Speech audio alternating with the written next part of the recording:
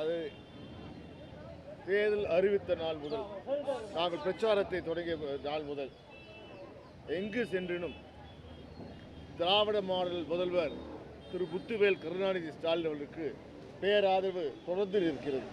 குறிப்பாக இந்த 3 ஆண்டுகளில் அவர் அளித்த வாக்குறுதிகளை அத்தனையும் நிறைவேற்றிருக்கிறார். இன்னும் சொல்ல போனால் சொல்லாததையும் செய்திருக்கிறார்.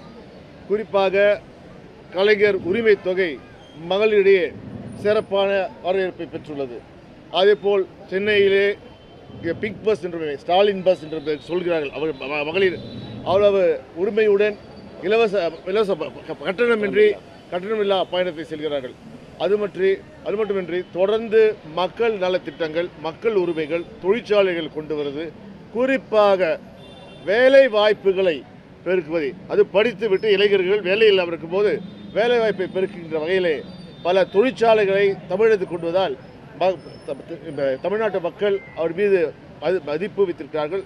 கண்டிப்பாக மத்திய சென்னை உட்பட அனைத்து 40 தொகுதிகளும் திராவிட முன்னேற்ற கழக கூட்டணி 40லும் வெல்லும் என்பதில் ஐயமில்லை. மத்திய சென்னை பாஜக வேட்பாளர் வந்து பேச போகும்போது திமுக வேட்பாளர் நான் சுயேட்சை வேட்பாளர் தான் இந்த களத்தில் நான் பார்க்குறேன் அப்படின்ற மாதிரி பேசியிருக்காங்க. மத்திய சென்னை பொறுத்தவரை எங்களுக்கு திமுகவுக்கு போட்டி அஇஅதிமுக கூட்டணி சார்ந்த தேமுதிக தான். மற்ற கட்சிகள் எல்லாம் நோட்டாவுடன் போட்டி போடுகின்றன.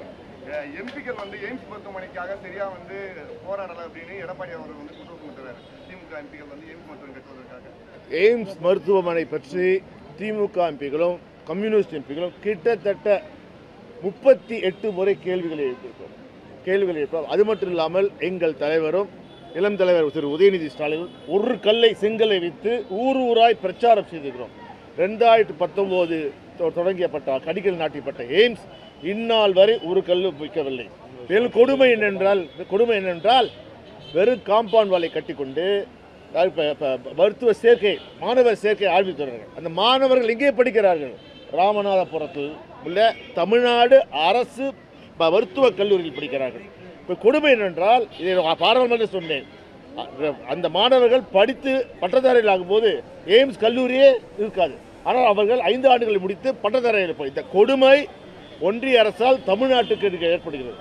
எடப்பாடி அவர்கள் பிரச்சாரம் செய்யும் போதெல்லாம் திமுக ஆட்சி காலத்தில் வந்து சொத்து வரி உயர்வு, மின்கட்டண உயர்வு, அத்தியாவசிய விலை உயர்வு வந்து தொடர்ச்சி அதிகரித்து வருதுன்னு சொல்லிட்டு தொடர்ந்து பிரச்சாரம் பண்ணிட்டு இருக்காங்க. எப்படி சமாளிக்க போறீங்க?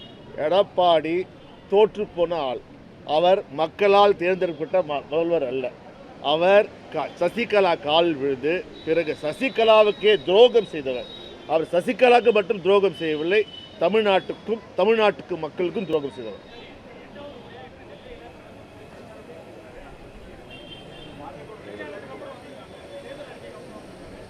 அதாவது பார்த்தீங்கன்றால் தமிழ்நாட்டை மட்டுமல்ல இந்தியாவை ஏமாற்றுகின்ற ஒரு தேர்தல் அறிக்கை எது என்றால் அது பாரதிய ஜனதாவின் தேர்தல் அறிக்கை.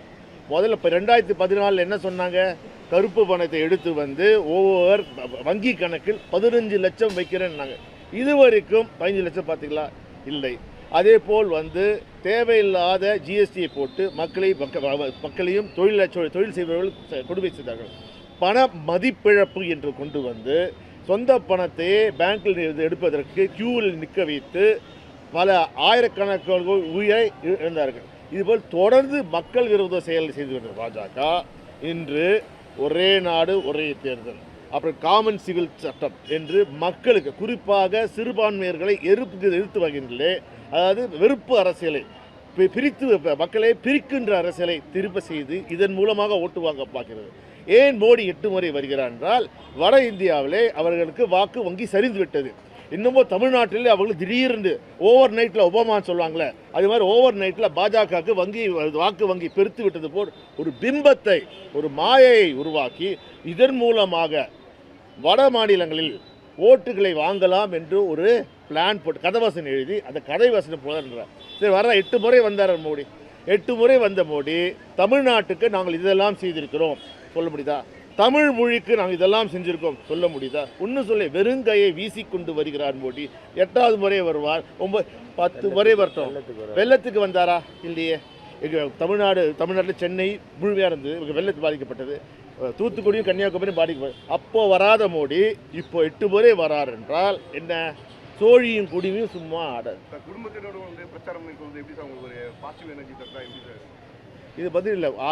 எங்களுக்கு எங்கள் கலைஞர் நிற்கும் போது நாங்களாம் போயிருக்கோம், வேட்பாளர் இருக்கோம். எங்கள் தலைவர் தளபதி இருக்கும்போது நாங்கள்லாம் வந்து வாக்கு செய்திருக்கோம். எனக்கே திரும்ப நான் முதல் முறையாக 2004 நிற்கும்போது அப்போ உதயநிதி அவர்கள் எனக்காக வாக்குகள் சேகரித்தார். 2004 முதல் 4ஆம் ஆண்டு முதல் எங்கள் குடும்பத்தில் அனைவரும் வந்து அவர்கள் பங்குகளை செய்கிறார். அதாவது என்னென்னா வாக்குகளை வந்து மக்களுக்கு சேர்க்கிற வகையில் மக்களுக்கு ஒரு நல்ல எண்ணத்தை தருகின்ற வகையில் செய்து